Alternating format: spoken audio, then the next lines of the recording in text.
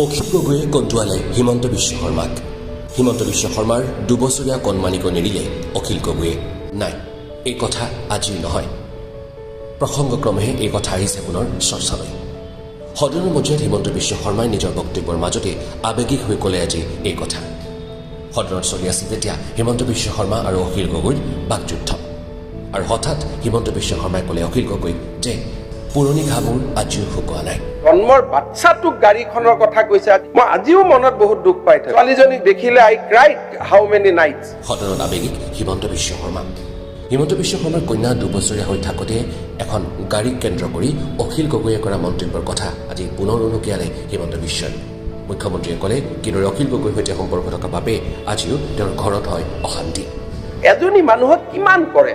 2009ত আপুনি মোৰ জন্মৰ বাচ্চাটোক গাড়ীখনৰ কথা কৈছে। আজি হাউচৰ চবৰে গাড়ী সেইখন একেখন গাড়ী। মই আজিও মনত বহুত দুখ পাই থাকোঁ। আপুনি মোৰ 2 বছৰীয়া ছোৱালীজনীক যিটো কৰি থৈছে নহয়, নাপায় ইমান কৰিবৰ কাৰণে। আৰু ময়োতো এনেকে থিয় হৈ থকা নাই। I have also' done something for the society. ছোৱালীজনীক দেখিলে I cried how many nights looking at হাৰ।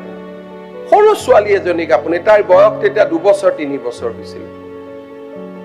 আপুনি মনত ৰাখিব, মই আপোনাক তথাপিতো আই টক টু ইউ, তথাপিতো আপোনাক মই মাতি লৈ যাওঁ, তথাপিতো নিয়মমতেতো মোক ঘৰত গালি পাৰে, মানুহজনৰ লগত কিয় কথা পাতিছা। যেতিয়া আপোনাৰ লগত মই কথা পাতো ৰাতি গৈ ঘৰত, I have to give answer যে why I am talking to U.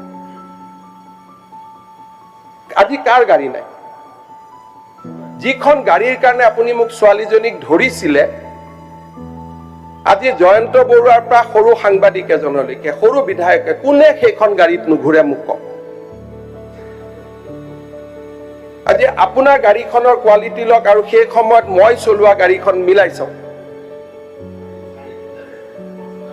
মই নকওঁ, মই নিজে আজি নিজক অলপ বুজি লওকচোন যে what I am. News desk, news 365।